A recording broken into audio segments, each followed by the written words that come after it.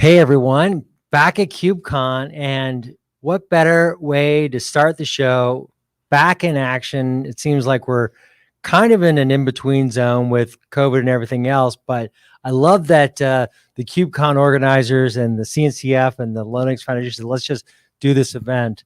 And I'm here with Chris Aniszczyk. He's CTO at CNCF / Linux Foundation. And Chris, I've known you for several years now, and I think back to those earliest KubeCons, and you were just saying, gosh, 6 years or so since the first KubeCon. And I was sitting here earlier writing notes. I'm like, I've been here before. This feels like it's just something of a new dimension though now. Yeah, I mean, we're coming up on our kind of 6, year anniversary in CNCF, which is absolutely wild. Sorry. It's gone. It's gone. Sorry. So yeah, it's been a little bit crazy. 6-year anniversary coming up, and just kind of, seeing everyone here, getting back to conference collaboration, and, especially after the pandemic, a lot of us have kind of been, holden to our homes and working virtually as best we can. I think, a lot of us miss out on just being able to bump into people serendipitously, share ideas and so on. I think that's something that the Kubernetes and cloud native community has done extremely well, and we're very happy to kind of support people back in the flesh, here in Los Angeles this year. All right, let's get to what's hot. So we were talking about a few different things. We're talking about the security software supply chain a little bit. Yeah. You were telling me that it's pretty popular topic. Yep. Largest colo probably. I was, walking around all the different co-located events that we're doing, poked into like EBBF Day, Supply Chain Security Con. Supply Chain Security cons seem to be very busy compared to the other colos this year. Wonder why. There's been a lot in the news lately about security issues. So let me just go through a few of them, and then we'll pick one and talk about. So there's a software security supply chain. There are the issues about, then there's eBPF, which is like taking, I think, a lot of things to whole new levels within Service Mesh, for instance. Then there's also, we talked about Rust for SCO, for example, and like how that's emerging, right? And so what would you pick as, something that really kind of reflects a bigger trend, and maybe in context with some of the sandbox projects out there? Yeah, I mean, maybe we could tackle this in a couple ways. So like, we've grown to over 120 projects now in CNCF, a lot of new sandbox projects coming in. And if you kind of look at the traditional, let's say it, profile of which language a project was written in, at least in the cloud native ecosystem, Golang obviously was a very heavy, favorite, right? Kubernetes was in Go, has a great community. I think the Golang folks have done a great job in building a large community. What's been interesting to see is, a good chunk of our newer projects, especially in the sandbox in the cloud native space, are being written in Rustlang. Part of that is, I think Rust has matured a little bit as a language. The community is a little bit larger now than it was, 2-3 years ago. And, I think for certain types of use cases when it comes to efficient, memory management and all that, constrained environments, Rust may be a better positioned language than Go. But I think, something you'll see is there'll be a lot more variety in terms of languages used, I think, in the cloud native ecosystem. I don't think it's just going to be purely Golang, dominant, right? You're going to see anything that probably deals with like high performance networking, anything kind of lower on the stack will probably be written in Rust in the future. So I think you'll see a lot more, balance. We don't discriminate on any like programming language, choice. We have Java code in CNCF, we have C++ with Envoy. Like, people could use whatever they want, but I am seeing a trend of Rust becoming a lot more commonplace in projects. Part of that I do think is also related to, there's a lot of interest in WebAssembly, these days, and a lot of the kind of core WebAssembly community, there's a lot of Rust there. And so that I think just naturally brings it into to CNCF. Maybe we could talk a little bit about WebAssembly, because we've seen a lot of interest in it at the new stack. What is it about the WebAssembly? I mean, it's been around for a while. Why is it emerging now, do you think? So I think there's I think there's two things going on. Like, yeah, it's been an interesting kind of project and technology that Yeah. has existed for a while. If you know the whole story, it was basically built as kind of the sandbox technology for browsers, in the Right. Mozilla days. So like you could safely open up a new tab and that's all sandbox. You don't have to worry about, things, breaking or any security issues. It could all fail gracefully. Well, what people have realized is that core kind of technology, to run browser space environments could be used in new environments, potentially, right? That's this whole new kind of runtime could be used to run other types of workloads, potentially in other, languages. And if you kind of look at, WebAssembly, you kind of have this, bytecode, format that any language, could basically, compile down into and take advantage of. The interesting thing about, that project is, in order to be applicable to other environments, they needed to kind of make some, changes. Like, by default, there was no like network socket support in base WASM, right? So there had to be a new kind of set of technology and specs called WASI to kind of support these use cases. So, we're seeing people basically stretch, the essentially runtime and form factor to support new types of use cases and so on, and I think you'll see that kind of continue because it is a very stripped down runtime that could support multiple languages, and it's very lightweight and it could run in very constrained environments, something that we haven't really had before, right? The JVM, the whole Java virtual machine Java ecosystem was kind of trying to do that, but it kind of built in a different epoch, different kind of use cases, a little bit more heavier weight. This is the first time we have something that's truly, lightweight, kind of very secure, by default, in my opinion. Lightweight has always been a trend of this world, hasn't it? I mean, trying to make things more lightweight, where we have gone from more like these. I always thought of them as like heavy architectures, right? Where you would have monolithic architectures with the operating system on the machine itself, and then the containers arrived and we Yep. had to kind of separate it from the operating system. How do you see this trend continuing? Do you see it I think just naturally, I think in technology, people always try to make things, faster, better, cheaper, Yeah. and there'll be new approaches. I think Yeah. WebAssembly is just one example of that happening. The Rust programming language is kind of a better take on, system languages of the past. C, C++ are very kind of lightweight and efficient, but generally not as, maybe beginner, friendly, right? It may not support different types of environments. So like I think it's just a natural evolution of like technology always gets pushed to environments to make it simpler, cheaper, faster, better, and we're just kind of seeing this happen within the Right. cloud native. In our world, infrastructure as code emerged, right? Several years ago, we saw Chef and Puppet and SaltStack and companies like that Yep. moving in, really kind of being dominant in that space. We had HashiCorp Terraform, emerge, and that is kind of then built into, I think what we do see now is like just the more program cloud, right? And you were talking earlier about the programmability of the cloud and how much it takes care of now, right? Yep, absolutely. You were talking about a few of these tools. How do you see it reflected in the CNCF, like this programmatic capability? Just so much of the work is already done, so you don't have to worry about setting up the tools. I think eBPF might be an example of a little bit of that, of the tools that you can use to be able to help automate a lot of the work. For instance, in Service Mesh, if you don't necessarily need a sidecar and you can just, have a kernel module. Yeah, I mean, eBPF is just something that has existed for a while, but finally, is like built into kernels that people are actually shipping, so they could actually take advantage of this technology. So the tools are building upon it. But I think back to your whole point of like, things as code. I think there's just been a general trend of shifting, whether it's like configuration management, whether it's like security, configs and policies, whether things like developer environments, shifting it closer to where the actual developer is spending, their time, within their source control system, their environments. That's all getting moved closer to where developers are. And we're seeing this in, CNCF in terms of like projects like there's open policy agent. That's all like policy as code, right? You define your policy, manage it in your Git repo, and that gets kind of, taken care of, deployed, and things get configured. The whole like GitOps thing, right? Let's go define the configuration of your application, and it gets all reconciled by some kind of GitOps service like a Flux or Argo.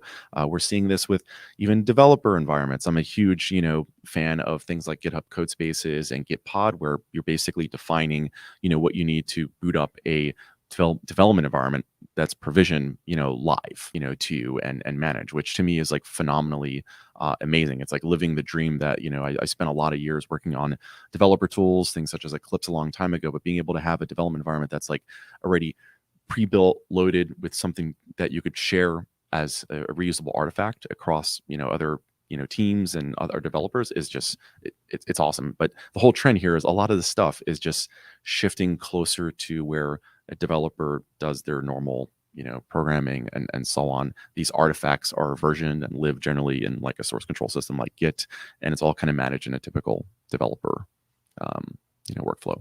So we had the versioning architectures that you really had a huge influence, right? And now in the code, what you're saying before is like, for instance, in security realm, what we're seeing is like this, just like whereas before you might have to call a third-party service, Yep. you don't have to do that anymore, or increasingly you don't. I mean, you're still going to have some kind of third-party services at the end of the day, like going to run things, but a lot of the configuration and kind of setup will be versioned in your source control repository, whether it's like your build, right? There's no more messing around in a Jenkins configuration to kind of do your build. All that's managed in your local, could be GitHub Actions file, it could be a Travis file, it could be a Circle CI file. All this stuff is kind of managed there.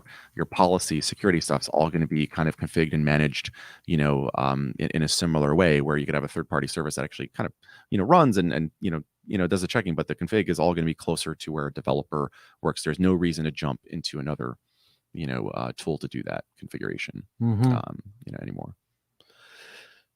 So when you're looking at some of the young projects out there, what is that point? What does that tell you about what we are seeing emerge? What do you see emerging? What do you see coming that's helping us kind of understand what is hot? And part of it is like, I think there's multiple approaches to run, like the way I look at it is every time you have projects that kind of compete or overlap, that's generally a sign that, this is something interesting to maybe a broader, set of folks. We generally have a lot of competition in CNCF. Like we have multiple service meshes, right? Linkerd,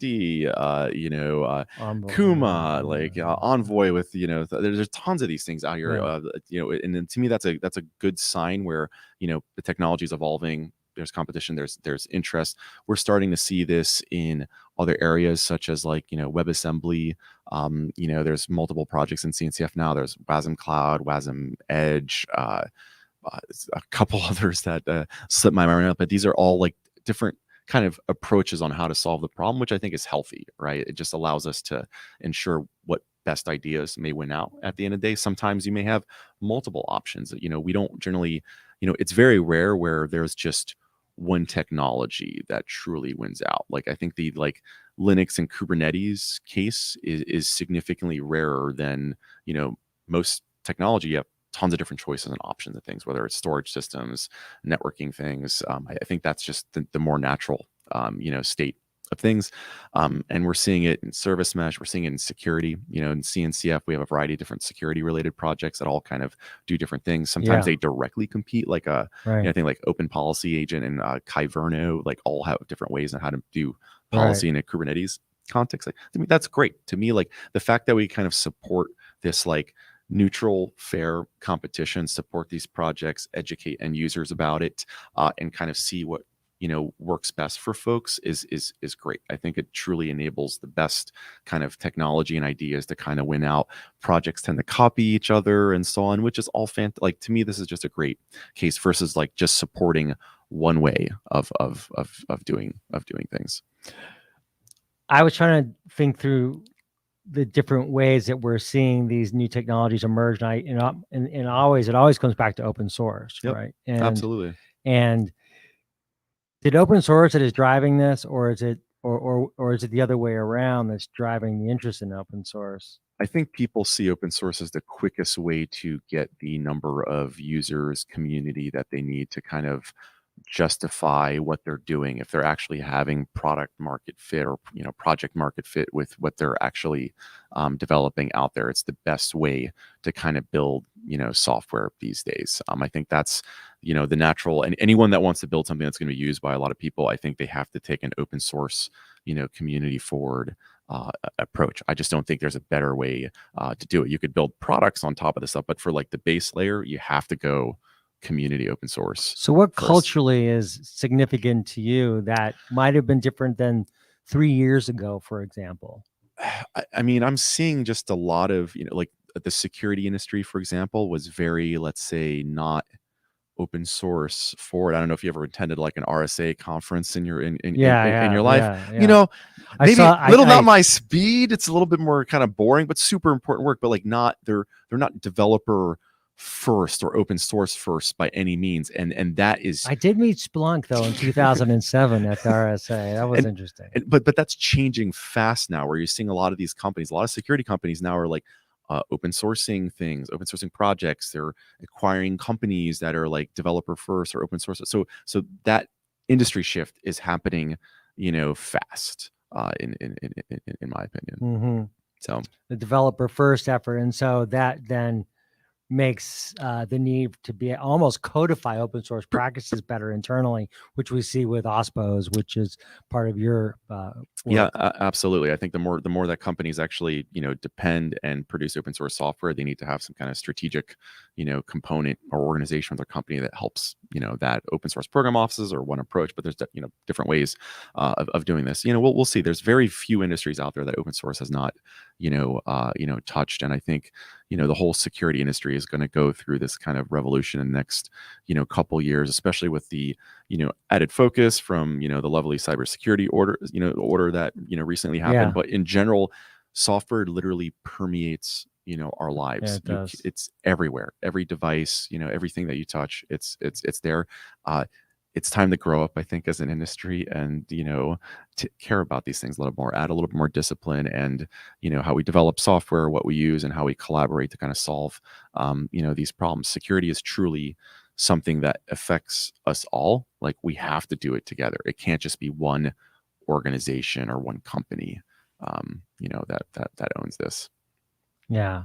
Well, that doesn't seem.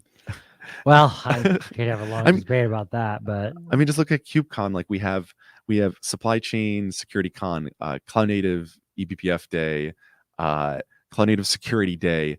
I think there's something with open policy agent, cloud native policy day. Like, notice like there's a trend. There's a lot of interest in security. Yeah. This time around, where 2-3 years ago, maybe we had like a small cloud native security maybe day. Yeah. So that would, just in conclusion, I would say, just from our conversation here, security is a hot topic. Yep.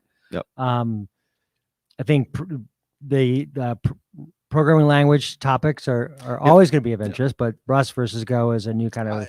It's not one or the other there. It's like, I think one or they're the both other. going to grow. I think Rust has matured finally enough where people are going to start using it. But that relates to security too, right?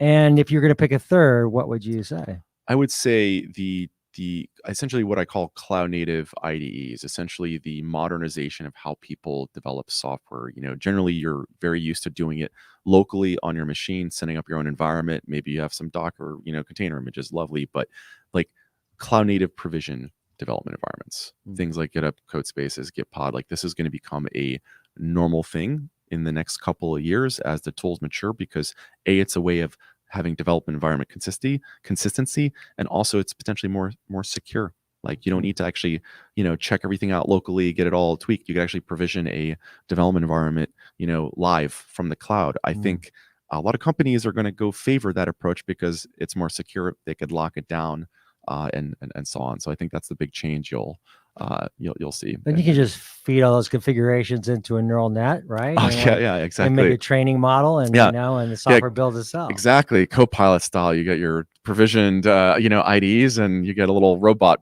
friend to go write most of your stuff that you need to get done throughout the day. It's great. little cube.